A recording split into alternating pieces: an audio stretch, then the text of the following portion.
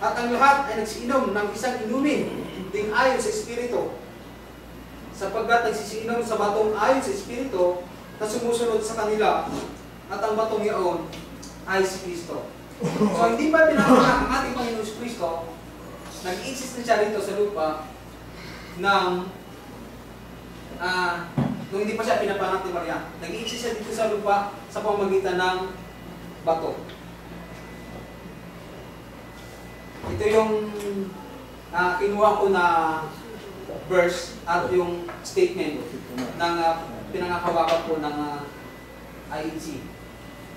Dahil kung sino pong paniniwalaan natin yung sinabi ba ng isang sekta na to o yung sinabi ni Tomas. John chapter 20 verse 23.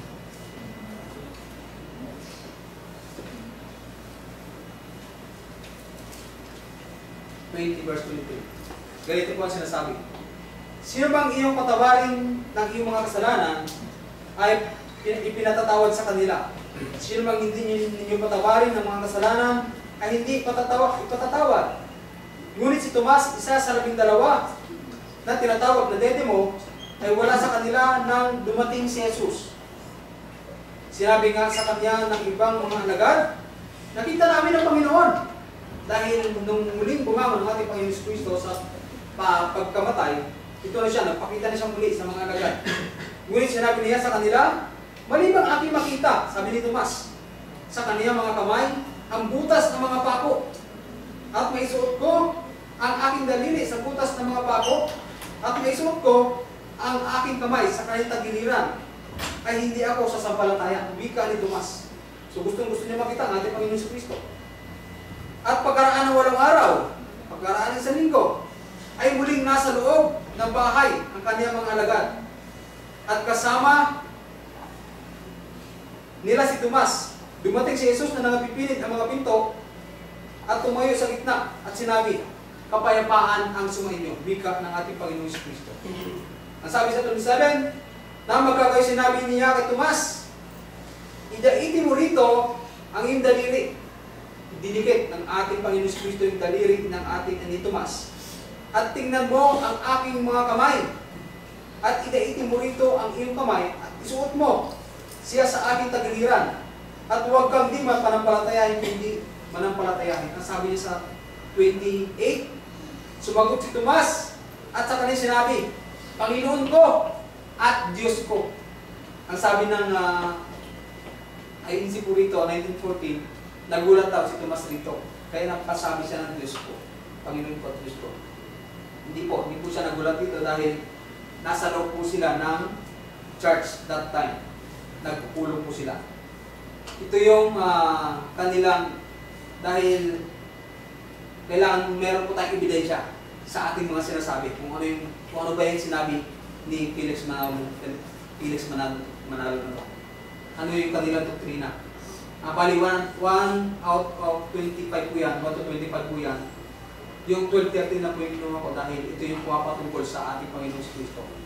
Ang sabi po dito sa ang 25 na doktrina ng Iglesia ni Cristo 1914, ang pagkakaiba ng Diyos at ni Kristo at ang mga patutuo ng Biblia na hindi si Kristo ang tunay na Diyos. So ang ganda ng kanilang pangalan ng Iglesia ni Cristo, pero ang tingin nila sa ating Panginoon Kristo ay tao. Mga maling paggamit ng maling salin ng talata ng Biblia ang batayan ng mga nagtuturo si Kristo ang tunay na Diyos. Kaya mahalaga yung tinatawag na Bible translation. Dito natin makikita yung tunay at tama na tinatawag na pagsalin ng Biblia. So mali po yung tinatawag na statement po na ito dahil ilan ito sa kanilang mga doktrina.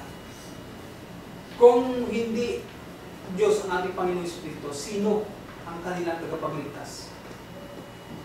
Dahil ang Diyos ay nagtalaga sa Acts chapter 17.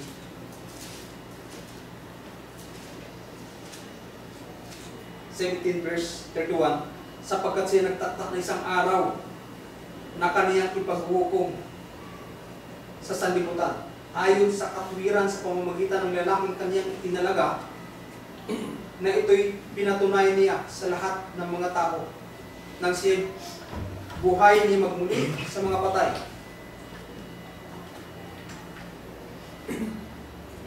Itong isang lalaki po na ito na tinatawag natin Panginoon Kristo ay walang iba kundi ang ating Panginoon Kristo. Siya ang itinalaga ng muling babalik. Dahil nakalagay po ito sa 1:1 sa verse 1 ng Acts na ang ating Panginoon Kristo ay babalik muli na gaya ng pag-alis niya. Sabi sa 1:10 ng Acts. At samantalang tinitingnan nila ang langit habang siya lumalayo, si Jesus, na ito, may dalawang lalaki na nakatayo sa tabi nila na may puting damit na nagsasabi naman, kayong mga lalaking taga-Galilea, bakit kayo nakatayong tumitingin sa langit?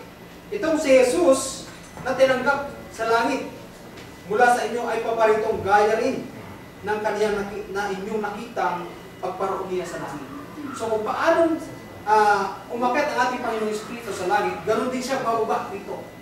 So kung hindi siya Diyos, sino ang huhusga sa kanila? Sino ang huhukom sa kanila? Kasi ayon sa 1 Corinthians 10:5, tayong lahat ay haharap sa hukuman ng Panginoong Jesucristo.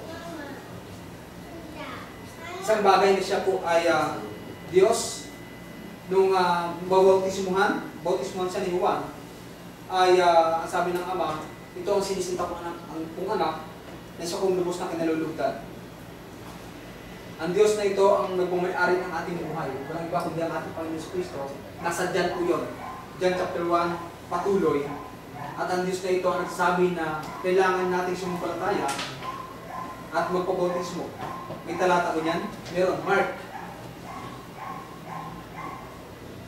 Mark 16, verse 16. Ang Panginoon Kristo ang sabi niya, nakalagay din po yan sa Matthew o Mark muna. Nasabi sa Mark 16:16 ay ganito. Ang sumampalataya, mabautismuhan, maliligtas. Katapat ang hindi sumampalataya ay parurusahan. So gaya ng binanggit natin nung nakaraan, nung nangangaral si Noe,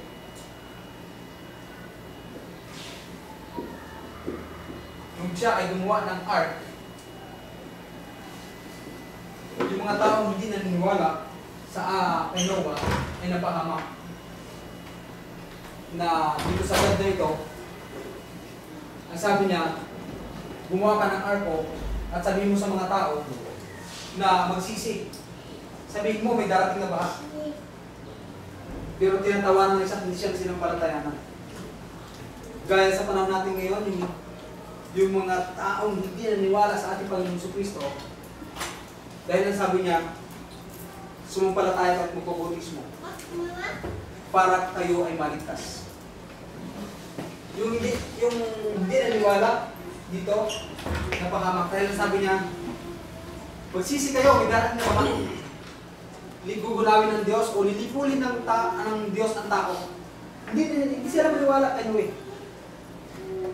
Sa panahon po natin ngayon, itong mundong to, tutunawin sa pamamagitan ng matinding init ng apoy. Totoo ba yun? Natutunawin, gugunawin?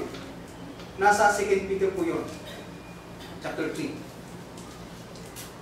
Paano tayo makakaligtas doon? Paano mo ma-save yung ating mga kaluluwa? Paano ka maligtas? Ang sabi ng John 14 verse 6, ang sabi ng Panginoon Kristo, ako ang daan at ang katotohanan. Bakit niya sinabi yun? Sa John 14 verse 6. Dahil sabi niya, sa Mark 16 verse 16, kailangan mo sumumpalataya, mabautismuhan. Kaya sinabi niya, ako ang daan at ang katotohanan. Walang makatutungo sa Ama kundi sa pamamagitan ko.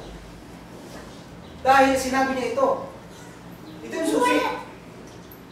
Kailangan mo sumumpalataya at mabautismuhan. Ito yung sinabi ng ating Panginoong Espiritu sa mga huling araw. Na kailangan mo sumumpalataya upang pagdating ng bunaw, natutunawin at mawala ang lahat ng bagay dito sa mundo, maligtas tayo.